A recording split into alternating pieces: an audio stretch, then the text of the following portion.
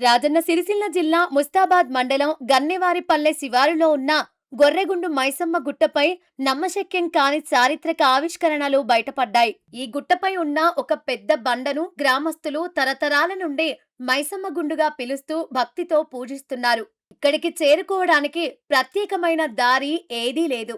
దట్టమైన అడవిలో రాళ్ళు రప్పలను ఎక్కుతూ చెట్ల ముళ్ళగీతలను తట్టుకుంటూ సుమారు 40 నిమిషాల పాటు ఎంతో కష్టపడితే గాని ఈ గుట్టపైకి చేరుకోలేం.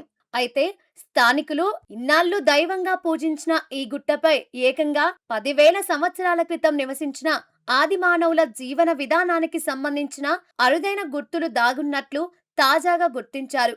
ఈ గ్రామంలోని రైతులు తాము పండించిన పంటలు చేతికి రాగానే సంతోషంతో మైసమ్మ గుట్టకు వెళ్లి సంవత్సరానికి 2 సార్లు మొక్కులు చెల్లించుకునేవారు.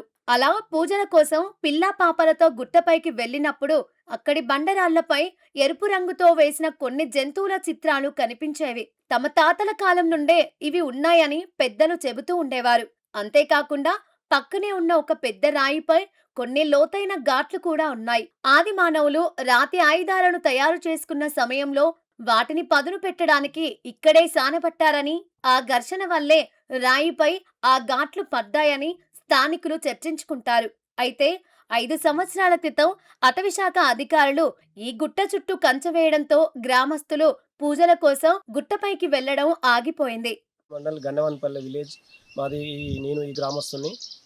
అయితే ఇక్కడ గన్నవనపల్లెలో ఒక ఈ అడవి ప్రాంతంలో మధ్యలో ఉన్న ఏదైతే ఈ మైసమ్మ గుట్ట ప్రతి 6 నెలలకు ఒకసారి మాకు పంటకు చేతికి రాగానే మేము దేవుణ్ణి కొలుస్తూ ఉంటాం. ఎందుకంటే మేము ఈ పంటకు చేతికి రావాలని చెప్పేసి తల్లి బాగుండాలి, మా పంటలు చేతికి రావాలి, బాగుండాలి, కరువు కాటకాలు రావద్దని చెప్పి మొక్కుతూ 6 నెలలకు ఒకసారి వచ్చి ఇక్కడికి ఏదైతే మేము ఈ గుడి దగ్గర మేము ప్రతి 6 నెలలకు ఒకసారి పండుగ చేసుకుంటూ ఉంటాం. ఈ మధ్య కాలంలో ఎప్పుడైతే ఇదంతా ఫారెస్ట్లో పడ్డ తర్వాత చుట్టూ ఫెన్సింగ్ వేసిన తర్వాత గత 5 సంవత్సరాల నుంచి మేము రాలేకపోతున్నాం.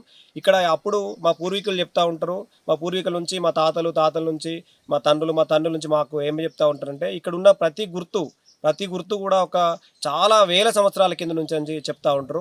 అట్లాగే ఆ గుర్తులు కూడా ప్రతి గుర్తు కూడా ఇప్పటికీ తడి పదనతో ఎట్లయితే పెట్టినట్టు ఉంటుందో ఇప్పటికి కూడా అలాగనే ఉంది. 10,000 సంవత్సరాల నుంచి అని కొంతమంది ఈ మధ్యకాలంలో వచ్చిన స్వచ్ఛంద సంస్థ వాళ్ళు 10,000 క్రితం నాటిదని చెప్తా ఉన్నారు. ప్రతి ఒక్క గుర్తు కూడా ఇప్పటికీ చెల్లు చెదరకుండా కంటికి మనకు తడిపదన పెట్టి కనిపిస్తూ ఉంటుంది. అట్లాగే ఇక్కడ ఈ అంటే ఇటు చుట్టుపక్కల చూసుకున్నట్టయితే వాళ్ళు ఏదైతే మన ఆయుధాలు అయితే తయారు చేసుకుంటారో వాటికి సంబంధించిన గుర్తులు కూడా మన కళ్ళ ముంగట ఉన్నాయి. ఈ పర్యాటక క్షేత్రంగా ప్రభుత్వాన్ని అంటే ఈ ప్రభుత్వం ఏదైతే ఉందో పర్యాటక క్షేత్రంగా ఇదంతా చేయాలని చెప్పేసి మనస్ఫూర్తిగా కోరుతా ఉన్నాం. అట్లాగే ఈ ఫెన్సింగ్ వాళ్ళని కూడా ఎవరైతే ఫారెస్ట్ వాళ్ళు ఉన్నారో మాకు కొంచెం ఇక్కడ వరకు దారి ఇప్పించే విధంగా ప్రభుత్వమే చర్యలు తీసుకోవాలని కోరుతా ఉన్నాం.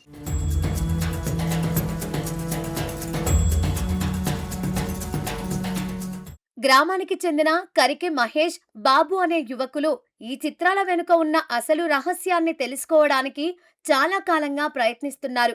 ఈ క్రమంలోనే వారు ఒక స్వచ్ఛంద సంస్థ ప్రతినిధులను సంప్రదించగా సదరు నిపుణులు ఇక్కడికి వచ్చి పరిశోధనలు జరిపారు. ఈ చిత్రాలు మధ్యరాతి యుగానికి చెందినవని వారు తేల్చారు.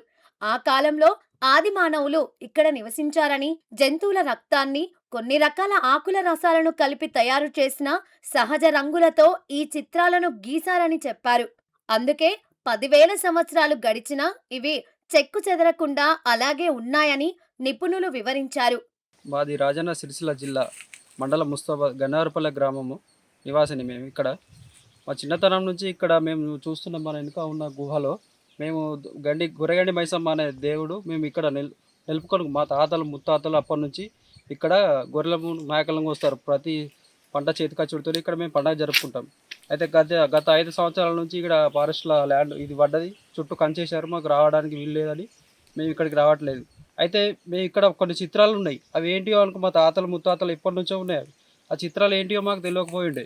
ఇప్పుడు కొంచెం మొన్న ఒక స్వచ్ఛంద సంస్థ ద్వారా మేము తెలుసుకున్నాం. ఈ ఆదివారం 10,000 సంవత్సరాల కింద గీసిన బొమ్మలని ఆ సార్ గారు చెప్పారు మాకు. అయితే దీన్ని రక్షించడానికి ప్రభుత్వ బాధ్యత. ఇది మన సంపద కాదు, ఇది ప్రపంచ సంపద. ఇది మన దేశానికి కాదు, మన ఎవరిది కాదు. ఇది ఆది మానవుల సంపద అంటే మన ప్రపంచాన్ని మానవుడు తొలి నిర్మాణంలో అక్కడి నుంచి వచ్చిన సంపద ఇది. మనం అందరం కాపాడుకోవాలని కోరుకుంటున్నాం.